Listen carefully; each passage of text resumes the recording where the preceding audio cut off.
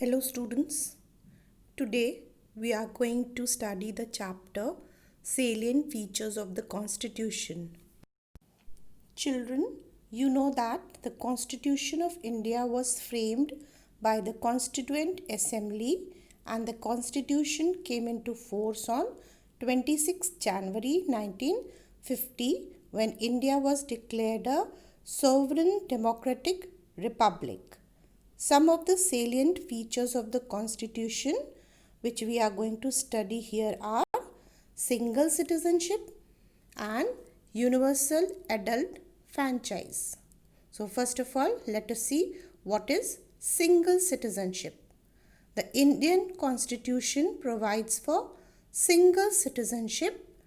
All the people of India, irrespective of the state they are residing in, are citizens of India, and all the citizens have the same rights.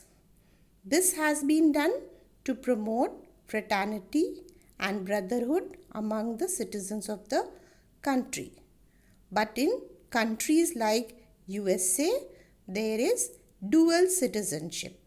That means each person is not only a citizen of the country USA but also of a particular state to which he belongs. Now let us study the next feature, that is universal adult franchise. What is the meaning of franchise? The right of the people to vote and elect their representatives is called franchise. The Constitution of India provides for universal adult franchise. All the citizens of India who are 18 years of age and above have the right to vote without any discrimination of caste, class, color, religion, etc. Our Constitution has provided for joint electorates where all the citizens vote for the same candidate irrespective of their caste or creed. To safeguard the rights of the weaker section of the society, seats have been reserved for scheduled caste, scheduled tribe and other backward classes. Universal adult franchise spreads the message that all are equal, and this helps in promoting national unity. Now let us see what are fundamental rights. Fundamental rights are those rights that are necessary for the overall development of human beings. Fundamental rights consists of a number of freedoms that allow citizens to live fearlessly and develop their talents.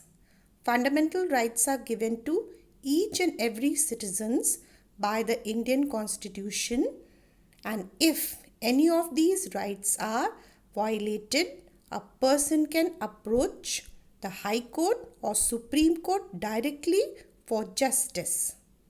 Part 3 of the Indian Constitution lists the fundamental rights, and these are right to equality, right to freedom of religion, right to constitutional remedies, right against exploitation, cultural and educational rights, and right to education. Right to education was added to the Constitution by the 86th Amendment Act of 2002. The right to property was deleted from the list of fundamental rights by the 44th Amendment Act of 1978. Coming to fundamental duties, duty means an obligation imposed by law on a person.